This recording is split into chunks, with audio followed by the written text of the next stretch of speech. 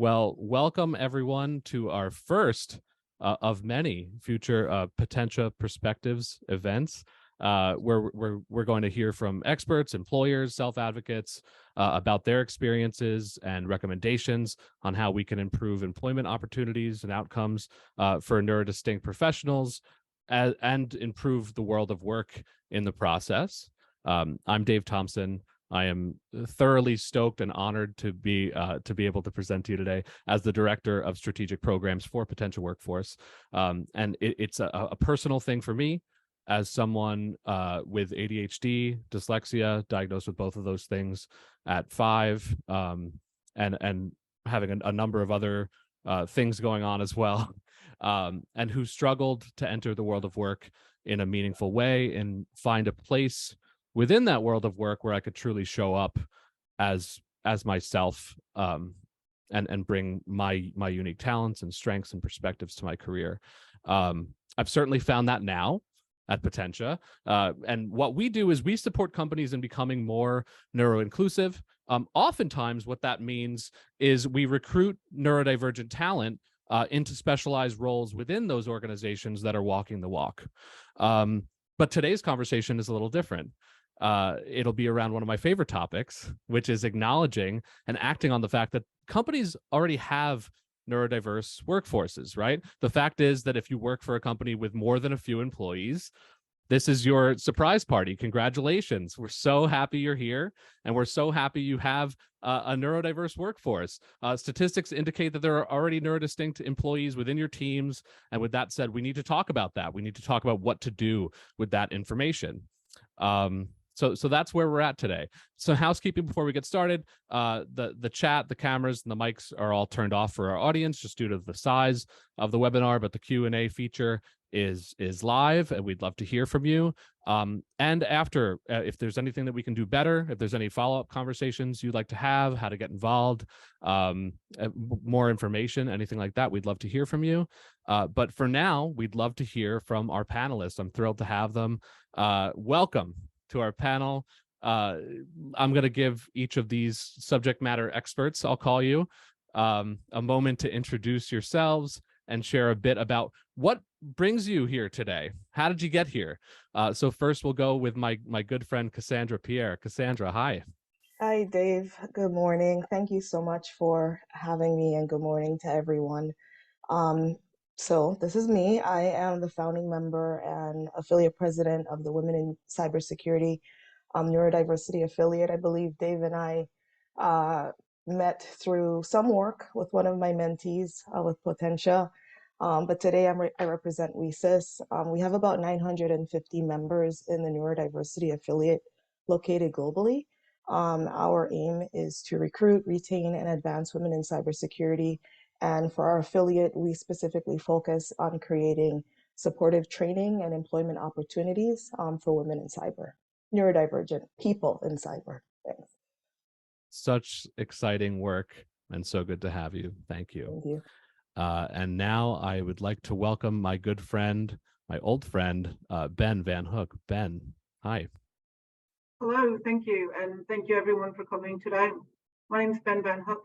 I'm an autistic master's student pursuing a degree in public policy with an emphasis in education policy at George Mason University.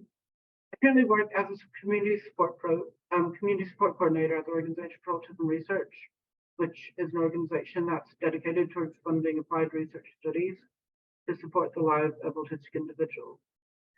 I've had the honor of speaking at various universities, including Stanford University and Chisholm Hill College, on education reform, and I've spoken in Australia about employment reform. Dave and I met through our connections at Mercyhurst. I was a student there and he was working at Spectrum Designs, and they collaborated on a film called This Business of Autism. So in 2019, the students in the autism program at Mercyhurst visited Spectrum Designs, and we got to meet Dave and all the other staff members there. So that's how we got connected. And my passion employment comes from wanting to create an equitable, accessible, and inclusive employment space for neurodivergent individuals. It's consistently been found that neurodivergents have lower employment rates, lower job retention rates, and higher levels of anxiety and exhaustion in the workplace. And I think that we as a society can do better, and I want to help create this change to support neurodivergent individuals. Excellent. Thank you so much. Jeff Miller, great to have you. Thanks so much for stopping by. Thank you, Dave. I want to reiterate, by the way, I am also stoked and honored to be sharing the stage today with Ben and Cassandra. Absolutely thrilled to be able to do that. My name is Jeff Miller. I'm the CEO of Potentia. My connection to neurodiversity is first and foremost as a parent. That led me on a research project over about a decade. I'm a bit of a slow learner. It takes me a while to learn, but some of the amazing things that I learned in that research project led to Potentia. Learned how big the population is, how many businesses are missing out on this population, and for the companies that are, what an incredible benefit it is to their business, their culture, just their well-being as organizations. So that led me to the founding of Potentia in 2019. We were blessed to start supporting customers nationally in 2020 and internationally in the past year. So it's been an amazing journey for us, and we're humbled to play a small part in it. Potentia does a couple of things, as Dave mentioned. We launched the company with a program called STARS, which is really about connecting organizations with talent that they might have been missing, and then creating environments for that talent to thrive. Really excited to be also launching this year an offering called Empower, which is customer-led. Our customers asked us for this, and they said, boy, we know we've got a number of neurodiverse individuals who are in our organization today, and we want to support them better. How can we do that? And so that led us to building on what we had been learning through years with STARS, to be able to try and support those types of initiatives as well. So delighted to be part of this conversation, and again, psyched and stoked to be here with Ben and Cassandra. Well, he took my word, stoked. That's okay. And what a group we've kind of amassed here. So thank you each. I'd like to, at Potentia, if there's any group that understands the importance of kind of elevating and amplifying and focusing on neurodistinct perspectives, it's us. So we, whenever possible, even I, as a neurodistinct professional and kind of leader in this field, I like to get out of the way and make sure we're making room for others and talking about the actual neurodistinct experience of work.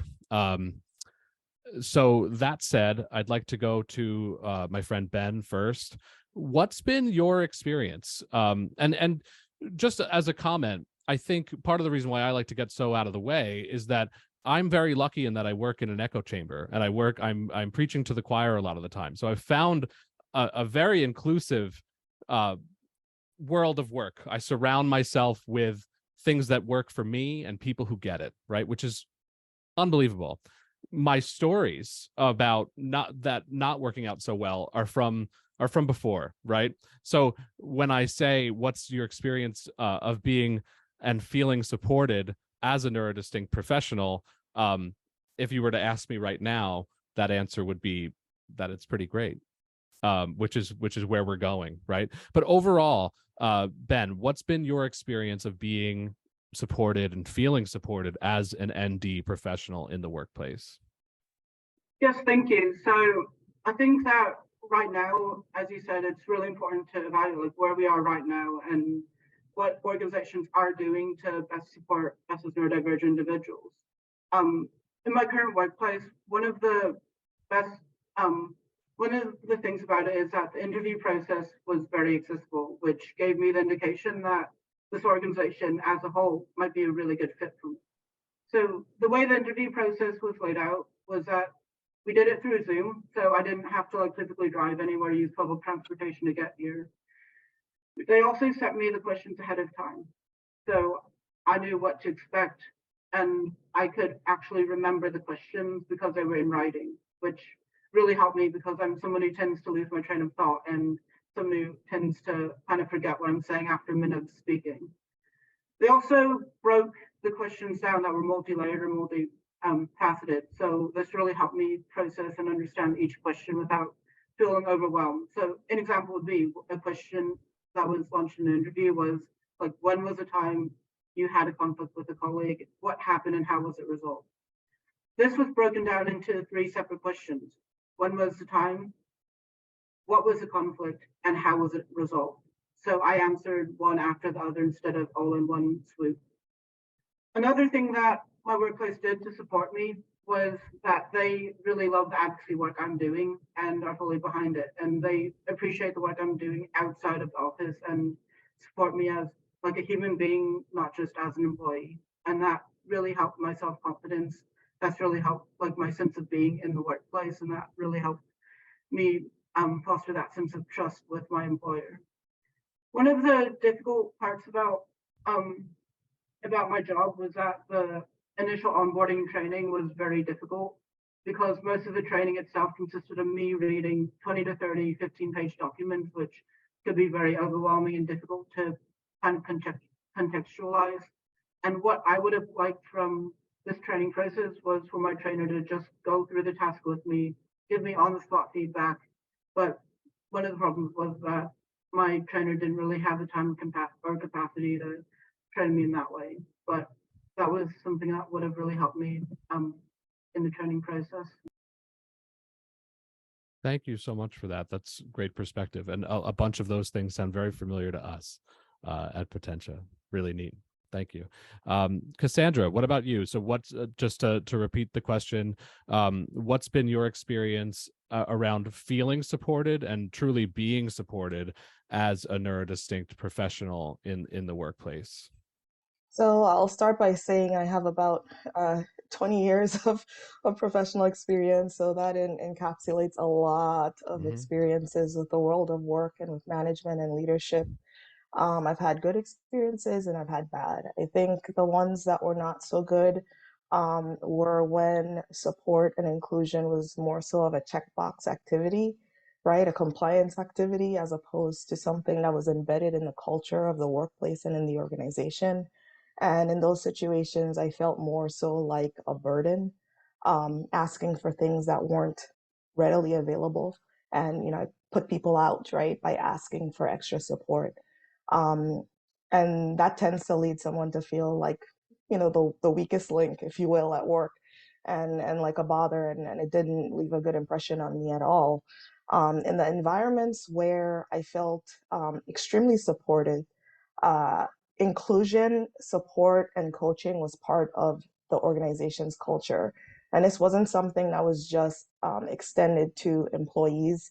That was extended to vendors and visitors. It was out in the open. It was the way that work was done, and it was normed. So asking for support was seen as a strength as opposed to a weakness. And like Ben said, when you are able to show up to work every day, 100% being who you are, asking for support when you need it, and then getting that positive reinforcement and validation, it just makes you thrive and develop. And in those environments, I did my best. Definitely. Yeah. My experiences have been largely the same.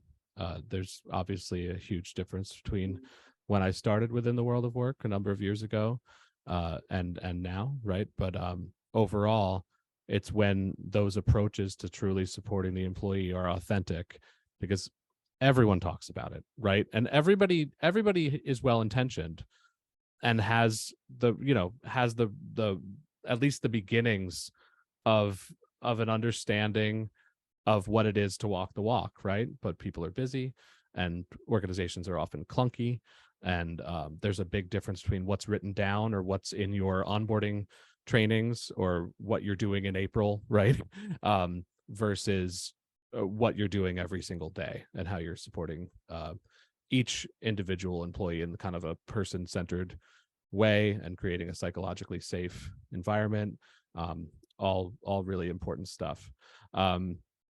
So what about you, Jeff? So Jeff, you've had many years of experience as an employer and employed thousands of people and have been working in the in the space of employment for a long time, right? So to an employer, why does the neurodistinct experience in the workplace matter? Great question. I think that the simple answer is math, and just being, pragmatic about it, right? The data shows us that neurodiversity represents at least 25% of the population. So if you're thinking about who does this matter to? Well, that's a big chunk of the population, number one. Mm-hmm. Then you think about the number of people that are connected closely to neurodiversity, even if they may be neurotypical. So parents, siblings, right? It's a whole big and growing population that really cares about this. The data suggests that with each successive generation, this becomes a more and more critical point. So you're addressing something that's important to a large swath of people and a growing percentage of people. In addition, we know that when companies listen to neurodivergent experience, a lot of the things that can come about as a result of that benefit everybody. So, one of the things we've looked at that we've seen that's really helpful, that initial phase when someone's first starting a job, right? That first 90 days is really critical. So having a mentorship program can be really beneficial, in the neurodistinct community. It's beneficial to everybody. So, I think you're talking about a large and growing population, and you're also talking about looking at aspects of your business that when you're able to enhance them, they benefit everybody. Yeah. And that's what we hear all the time, isn't it, Jeff? It's the coolest thing to have some decision makers in a boardroom at a large company raise their hand and say, I just have one question at the end of a workshop. This is great. Can we use it generally? Shouldn't we be using this for everybody? If we say, yes, like this isn't the biggest lift in the world. It's not the biggest ask. It's actually just best practice for every single employee, right? Agreed 100%. Cassandra, what's your perspective on this from the standpoint of an employer? Why does the neurodistinct experience matter? And like Jeff said, this is a quarter of your workforce, right? That's a very large number. And then when we layer on top of that all of the other intersectionalities or, co-occurring, if you will, issues that people may be dealing with, that spreads. For us not to put some focus on the needs of an employee when it encompasses such a large number, you're pretty much, cutting your legs out from under you, right? If you're thinking of this in business terms and how to really meet the needs of your bottom line, providing support to your employees is probably the number one thing that you can do to ensure that those check boxes are met.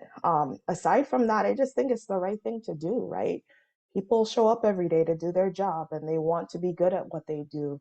And oftentimes a lot of the supports that your neurodivergent workers are asking for, they don't cost anything, right? It's just a simple change or shift in the way that you look at the workplace that can, really add value to their ability to do their job. So, and like Jeff said, so many people are now coming out and they're being open about the needs that they have. Why not, spread the message that your workplace is inclusive, not only for neurodivergent employees, but for everyone? I think it's good business, right? It shows caring, it shows support, and ultimately when people feel those things, everyone benefits and the business will benefit as well. Yeah. It can supporting your workforce can honestly be a completely selfish act, right? Like it's the right thing to do, and it's the smart thing to do, to put simply, right? Agreed 100%. And that said, let's get a little bit more specific, I guess. Ben, I'll go to you first. So what do companies need to consider in order to best support, engage, and then of course leverage their workforce, which as discussed is already a neurodiverse workforce? Yes, thank you. So one thing that companies can do to leverage the workforce is to focus on retention, not just the hiring of neurodivergent individuals. Because if your organization is inaccessible, where do you think neurodivergent and disabled employees you hired are going to be in 3 months? Where do you think they're going to be in 6 months? Where do you think they're going to be in 1 year? Do you think they're going to be struggling or thriving? Do you think they're even going to be at your workplace at all? So considering neurodivergence in DEI initiatives, considering neurodivergence in inclusive practices is really important. Constantly replacing your employees can be very time consuming and expensive. Another thing companies should consider is utilizing universal design. And as Cassandra said, many inclusive practices can be done for free. And this can include like taking breaks, allowing breaks rather, including closed captioning on Zoom calls, providing agendas before each meeting, avoid last minute meeting changes and last minute scheduled meetings whenever possible. This can also include on the spot feedback when you're training employees and having direct and frequent feedback to these employees when it comes to completing their tasks. Lastly, it's important to have a change in mindset. As Jeff mentioned, realizing that supporting neurodivergence supports us all as an organization is really important, because disability affects everyone and can affect anyone at any given moment, and having the right supports put in place to accommodate everyone at that given moment is really important. Absolutely. Yeah. I like what you alluded to there around kind of flexibility. What we always say is we want to be very clear with what's expected and why, in providing as much context as possible. But as far as how we get there, when we do it, where we do it, things like planning your own day and creating your own schedule for breaks and things like that, everyone can agree, and we've polled our LinkedIn followers around this. Everyone agrees that you get a better outcome as an employer with a happier employee who's able to have autonomy over those wheres, whens, and hows, right? Jeff, I'll go to you on that. So what do companies need to consider in order to best support and engage and leverage their workforce, which again is already a neurodiverse workforce? Yeah, I really like what's already been said before. Ben talking about interviewing, big issue there, right? Creating interviews that are both inclusive in design and predictive. What Cassandra talked about in terms of culture, I think is right on. I would probably focus on that critical phase when someone just gets started. And, we talk about the difference between onboarding and orientation, where a lot of times onboarding becomes about informing the new hire about all the things that they need to do to be successful. And it can become a bit of an information dump. And when someone's first starting out, can be a bit challenging. So there are ways to chunk that information to make sure that it's digestible, that it's delivered in multiple formats. But orientation is something else different in our view, and that's really about aligning, right? So the informational piece is critical and has to happen, right? Someone needs to know how to log into systems and do certain things. But they're going to learn that. Perhaps the even bigger point is creating that type of alignment where people understand how their contributions contribute to the whole, what the company's trying to do from a core values perspective, where people align, and creating environments and designing feedback loops where you can get that feedback from your employees, whether they're new or existing, in terms of how they can, how we can help them to be as happy and as productive as possible. So, you really want to start with that right out of the gate and create that safe environment where you as a leader can get feedback from your folks. Your new hires may be a little hesitant to ask for what they need or make suggestions or disagree respectfully. You want to lean into that and foster that. I think you want to show that people who are making mistakes mistakes are part of the process. You're not gonna avoid mistakes. Mistakes are opportunities. And so, how you create that culture, how you design onboarding and orientation from day one can be really critical in terms of setting up a productive relationship with all of your employees. Yeah, I agree. And that kind of, reminds me of a conversation that should be a whole nother potential perspectives webinar, but around disclosure. And I want to be clear. I mean, I spent years in even the space of neurodiversity and inclusion without disclosing to my employer that I was neurodistinct myself, right? So when we're talking about disclosure, or we're talking about the naturally varying brains within your workforce, we're not necessarily talking about people that are self-disclosing, first of all. And second, statistically, I wish I had the statistics memorized or in front of me, but most of the time when you do talk about disclosing how you think differently, it's only to a few trusted people.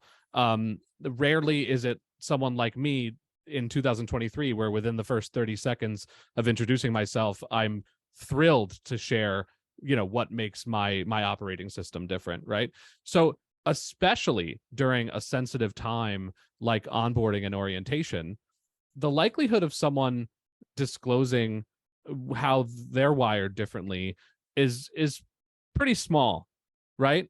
And so when we're talking about these changes, we're not talking about necessarily sure, if someone discloses, while applying or in their interview, that they're neurodistinct, that's great, and we encourage that.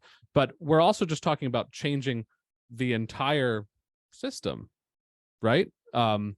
Because again, 1 out of 4, 1 out of 5, people coming through those doors are neurodistinct already, and also some of them are just anxious. Some of them didn't sleep last night. Some of them, just need some are not yet diagnosed and don't know they're neurodistinct yet, right? Like, and all of these things that we're talking about benefit every single person, right? So it's an organization-wide transformation. That said, I guess a little bit more of the same kind of question, but let's get a little bit more particular. I really like Ben's example around the structure of his interviews, for example. But talk about a specific thing, whether it's something that you're doing at your own organizations or something you're hearing about somewhere else, but something in particular that's exciting, that a company is doing in order to set their workforces up for success. Cassandra? Sure. While Jeff was talking, I jotted down building relationships and setting people up for success. And I'm just thinking back on my professional career and of situations where I felt like I was provided the opportunity to do those things. I was part of a buddy and an ambassador program with one of my jobs, and I in turn became a buddy and an ambassador. And part of the reason why these programs were so important is it provided a level of that peer support that you need on that first day or that first month or 3 months at your new job, whereby you can ask questions, right? You can be imperfect. You can find out the skinny on things, how best to approach this manager, how best to bring up that topic. And you can be vulnerable, right? Because the environment is safe, it's authentic. People are actively willing to help you get better at what you want to do. And in this situation, it's your job.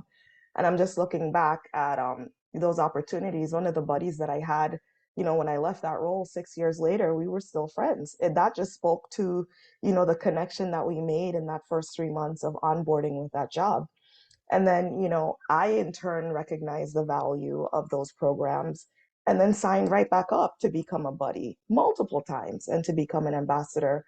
So then I became the face of the organization, talking about how the values that were on paper were actually embedded in the way that we were doing business.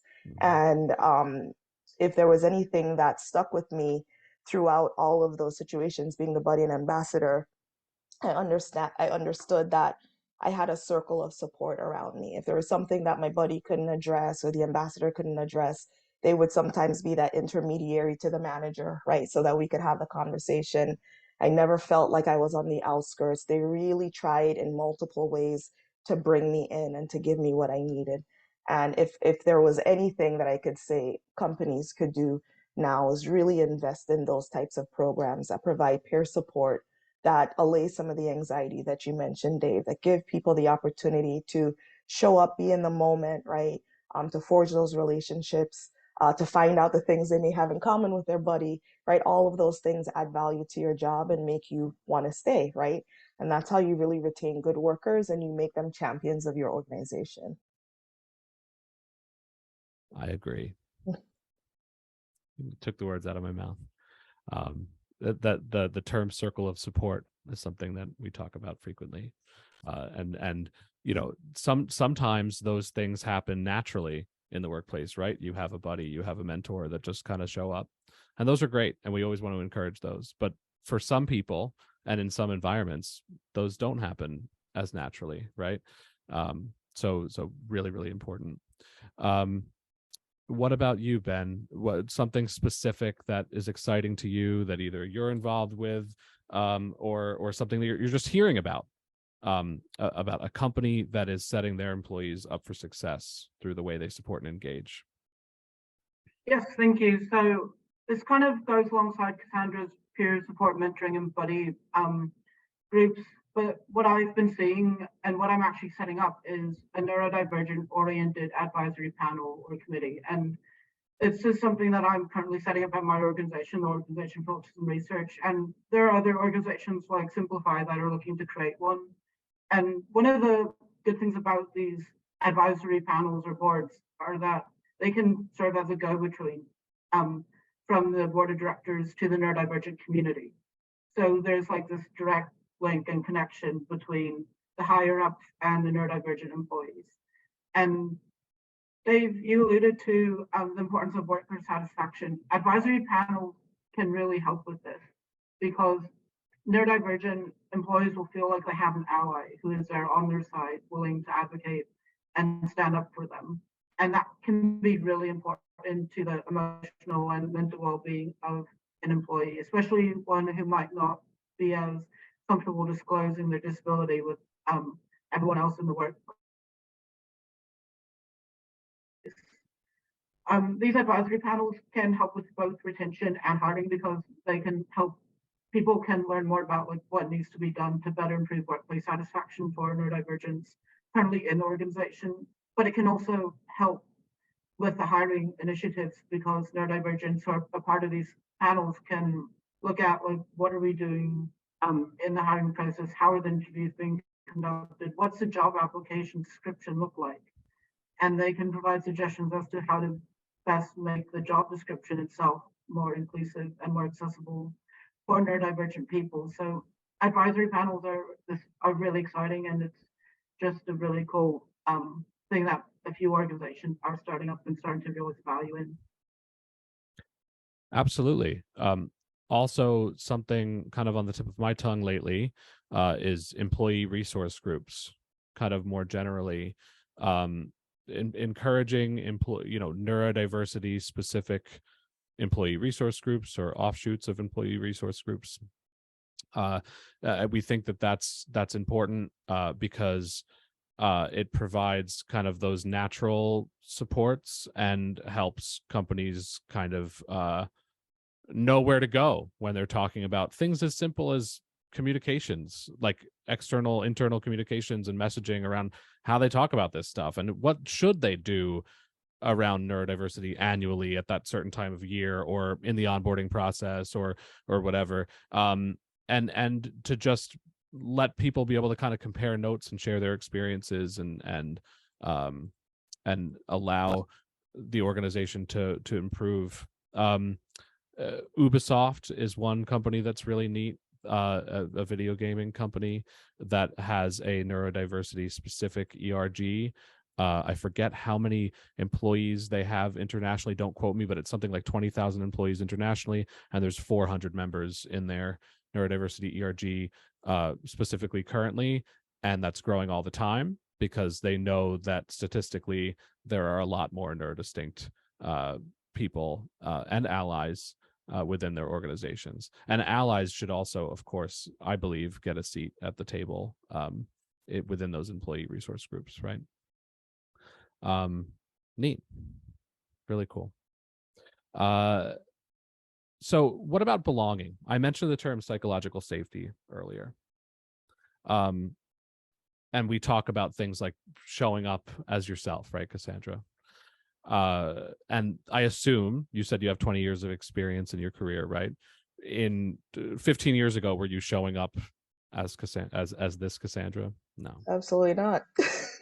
No. No. Even 5 years ago, I wasn't. And again, I was in the neurodiversity employment space. So it's really kind of interesting, my case there. But, learning about the concept of psychological safety and also adding that B onto D, E, and I, right? Diversity, equity, inclusion, and belonging. Those were big moments for me, kind of understanding that my thoughts were really valid, and that this is something that is an art and a science, something that needs to be maintained and managed and thought about very deliberately and constantly at an organization. So I guess I'll go with Jeff first, because you really mentored me in thinking and talking about psychological safety and belonging in the workplace. How do we do it? How do we do it as an employer?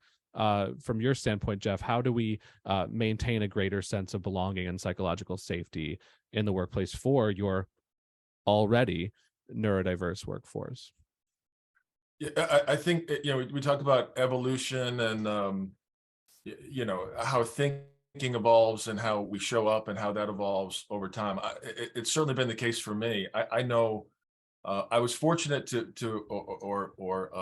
and maybe my teams were not so fortunate, that I was placed into a leadership role pretty early on in my career. And I remember thinking that, okay, well, I'm a manager now. I've got to have all the answers. And I couldn't have been more wrong. And I've realized over time that, part of my role as a leader is to model that vulnerability and that authenticity. And there are lots of things that I'm not good at. And I think, we have something we use called the personal instruction manual, where we all talk about, how we work best, what motivates us, where we struggle, if we're overloaded, what that might look like and how to support it, et cetera, et cetera. But one of the things that I've learned that's really important is the role of the leader in that process. And the leader can set the tone. There's a saying, I'm going to get the saying wrong, but it's culture eats strategy for breakfast, or culture eats design for breakfast, right? So I mean, you want to have good, open, inclusive processes, but they've got to be supported by an open culture. And leaders play such a key role in that. So I think modeling that vulnerability, being real with your folks, and kind of opens it up for everybody else to be able to share just how they work best, right? And very quickly, when we're doing our programs, we talk about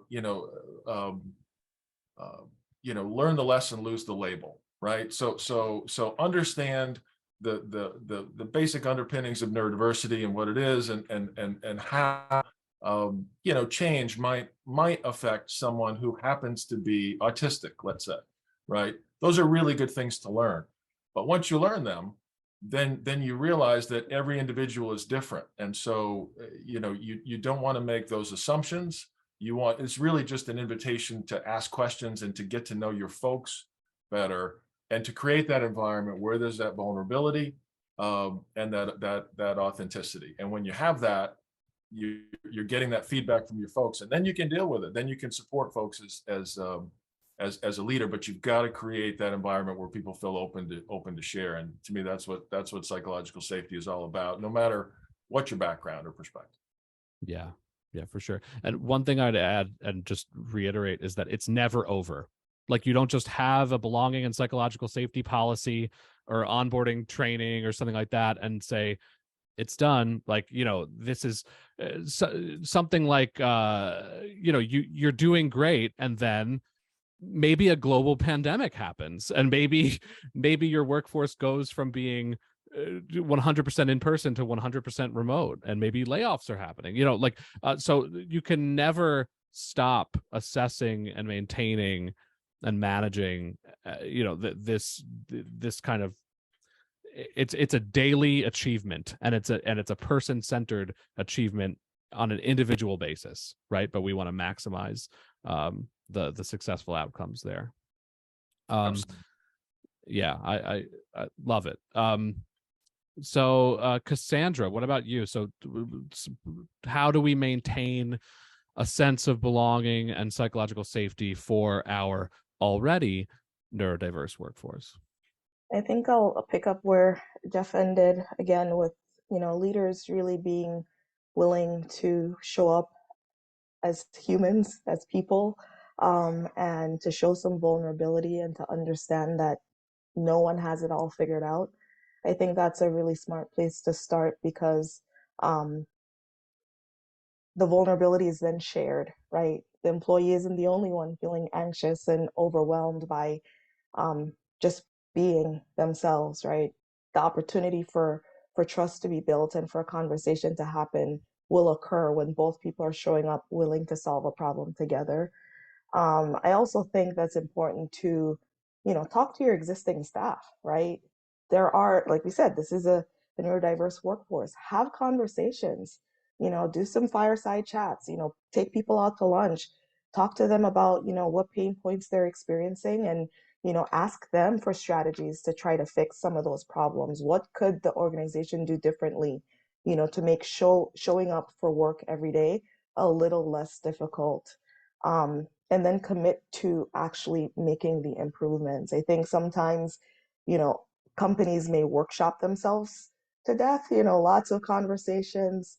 And then at the end of the year, you don't really have the opportunity to see where any change was made. Pull that task force together, the advisory council, and work with them to start actively planning out the implementation of some of the things that they've discussed. When people see that leaders are willing to listen and then to act, it just changes everything. People want to show up every day to a job that cares about them, and actions translate to caring. And then lastly, I think commit to ongoing training, right? When you're a people manager, you're going to be dealing with people who are, having issues outside of work, right? They may have a sick child, they may have an illness, there may be issues with finances, all of these things, not just for neurodivergent employees. Train them to actively listen and to hold space for their employees. When a person can show up every day and talk about, hey, my parents going through cancer treatment or something like that with their manager, they're going to do their best in their job, but they also know that their leader and their workforce, the workplace, cares about them.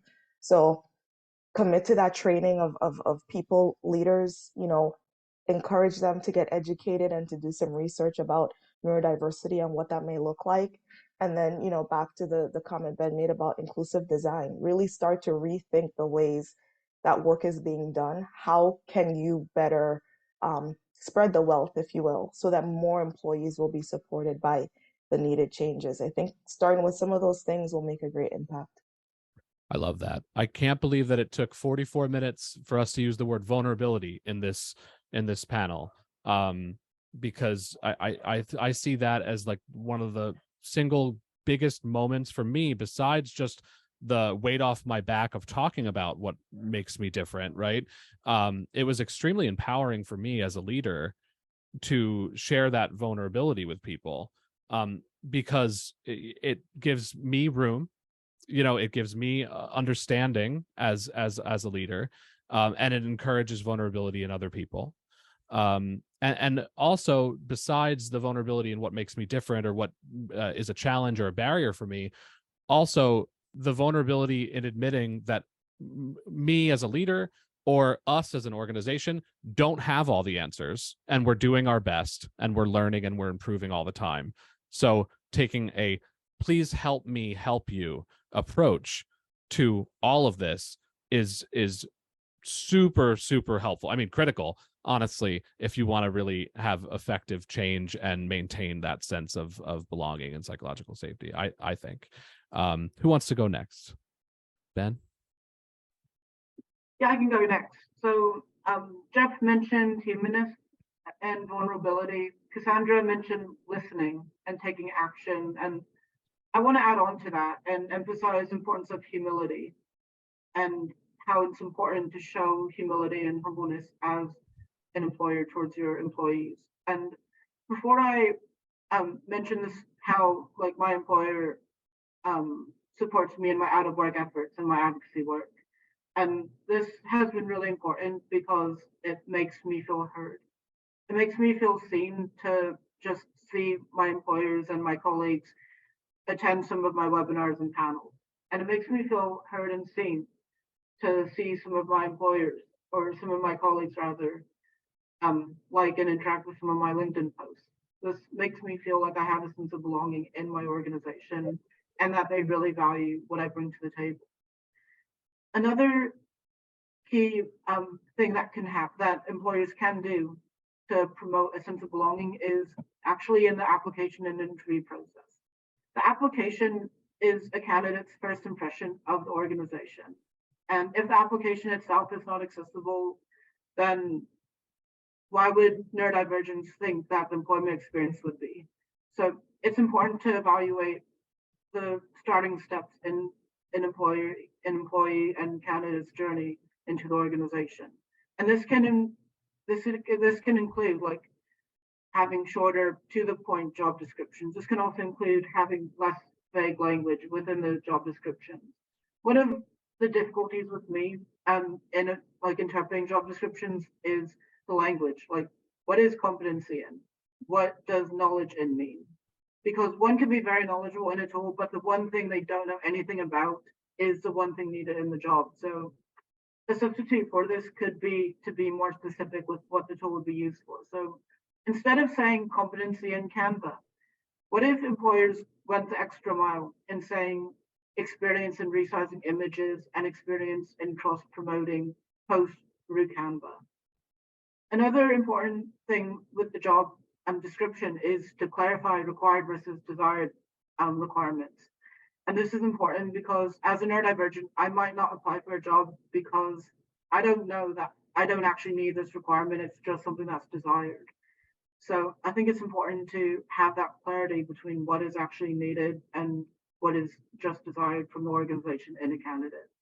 And the last point I want to kind of go over is accessible training. And I kind of talked a little bit about how I had to read this like 15 to 30 page document with everything. And that can be really overwhelming for neurodivergence. It's kind of like throwing someone into the ocean without a life jacket and expecting them to be able to swim back to shore. It's feeding them to the sharks. Instead, what employers could be doing is learning about inclusive training practices, perhaps taking the time to go through the task step by step with the new employee and provide them on-the-spot feedback and answer on-the-spot questions. That's kind of what happened with me, where I had a task that took ages to learn. I took 3 months to learn a simple task because I had to read this 15 to 30 page document without any context. And the moment my trainer went through the task with me, I got it within 15 minutes. So it's important to learn how best to accommodate people within the training process. Agreed. I love that you started from the very beginning, and I think we've talked about this before, but I've self-selected out of so many jobs. And what does every single job description most say must be a strong communicator, but what does that mean in cybersecurity, right? Cassandra, does it mean that they're like you and they're going to be giving TEDx talks every week and do podcasts and do panels? Probably not. Does it mean answering an email or a Slack within 2 business days or something like that? That's probably a little bit more like what they mean, right? So say what you mean what you say in your job descriptions right from the beginning. And we always say, to offer multiple channels of how information is delivered, right? Because I'm not a instruction manual person. I'm not going to bring home a 300-page manual to memorize and come in knowing how to operate a certain kind of software or something. But I know people who are. I'm the YouTube guy, but I know people who want that 300-page manual. So, offering multiple channels and just safety nets of support, right? Layers of check-ins, and just, again, that psychological safety and that comfort in being honest and talking about what you're finding challenging, where you need some extra support and things like that. Really, really important. I love that. Thank you all. So lastly, we just want to do kind of a call to action. What, if anything, do you want the audience to take away today? Ben, let's start with you. Yes, thank you. So my call to action is short and sweet. I just want the audience to know that with the right support, any neurodivergent can become successful and be successful in the workplace. And many of these supports, organizations can implement for free. And we went through a few of these before. So they could include like closed captioning in meetings, providing agendas before each meeting ahead of time. When it comes to the interview process, having the questions laid out in writing ahead of time, also providing direct and frequent feedback as well. So a lot of these changes can be made for free within the organization. And one of the most important things I want to stress is the importance of listening to neurodivergent individuals who are currently at the organization as to their experience and how they can best be supported moving forwards, and how best to support other neurodivergents moving forwards. So the most important thing is to listen to neurodivergence, and that we can be just as successful as neurotypicals in the workplace. Agreed. Awesome. Cassandra. Well, Ben took my call to action. Yeah, listen, I think oftentimes we find ourselves in positions where we have a problem and we don't quite know how to tackle it. Oftentimes the consulting that you need, right, the ones that you don't have to pay for, can be found in your staff. Pull a workshop together, or schedule a working meeting or something, and have open dialogue about the needs of your workers, what they're going through, what their day looks like, what pain points they're experiencing. Oftentimes it's those small incremental solutions that an employer can offer in the day-to-day that snowballs and creates amazing success at the end of the quarter or the year for your employee. Listen, be open, right, to hearing things that you may not like. Be committed to taking action and working together as a team to getting these things done, and understand that with the implementation of these supports, you are going to make a huge impact on the professional career of someone, and just on their overall self-concept, and building their self-confidence. It can be done. I've seen it happen before, but you have to make a commitment to doing it. Yeah, love that. Well said. Lastly, Jeff, call to action. What do you want folks to take away today? Well, I think there have been a lot of great comments, and I would just add to them. I think number one is understanding the reality that as we started, organizations of virtually any size are going to have significant numbers of neurodistinct individuals on their teams who likely don't disclose. And that creates a challenge and an opportunity for the business. Businesses that create the types of culture and design and strategies, which are very doable, and pretty common sense in a lot of cases. When they do that, when they lean into that, it's an absolute competitive advantage for the business. It's going to be very popular with your employees, your partners, your customers, the wider communities you serve. It's just an absolute win and a total competitive advantage to lean into this, to learn from your people, learn how to do it, and it's not a big lift to do it. Agreed. Wonderful.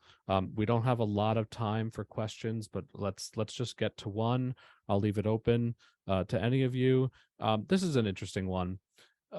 especially because I know that a lot of conversations about neurodiversity and employment surround tech, right? And that's not what the question is. But the question is, neurodiversity seems to be culture dependent. Are there certain industries which seem more welcoming of neurodiversity and others which are less accepting, or is it more company specific? Anybody? I'll take a stab at that. Obviously, technology, right, tends to embrace neurodiversity as a whole a little bit more so than some of the other companies. And in fact, a lot of the neurodiversity at work programs that we see are often tailored to tech roles. Um, but just looking back, I think creative, industries as well, design, writing, art, those there's something about the creative process, I think, that lends to just an overall open-mindedness and acceptance, right, of the people that exist in that space. And I found that um, creatives tend to be in those fields as well. Um, but yeah, this is a really great question. I need to take this offline and do some research to see where else we may be. I think a big takeaway is that it shouldn't just be IT that we're focusing Correct. on Yes. when we're talking, because there are neurodistinct professionals in every industry. Correct. And we are just like all humans, there are plenty of neurodistinct people that would be an asset to any industry. Great point. So really, really important. We'll end there. I would just say, and Dave, if I could just add to that Yeah. real quick. I think, just to echo what you said, it's percent of the population. It's every role out there, Yeah. right? Number one, and number two, I would just make the point that neurodiversity initiatives are for companies of any size as well as any industry. So these are things that concrete steps that you can take, no matter what the size of the company or no matter what roles you're thinking about. Absolutely. Thank you so much, all. That concludes our panel for today. Huge thank you to Cassandra, to Ben, to Jeff, for their participation, and for all of each of you do to move the needle. And thank you to all of our viewers, literally from around the globe, for tuning in. We really look forward to more of these conversations, to broadening the conversation, amplifying and elevating the voices that need to be heard, and sharing some best practices and some resources with all of you. If you're not following us on social, please do, Potential Workforce, and sign up for our newsletter. Check out our website at potentialworkforce.com, and feel free to get in touch if you'd like to discuss our services, have any follow-up questions, feedback, or want to know how to get involved. So thank you so much, and we'll see you next time on another Potential Perspectives. Bye-bye.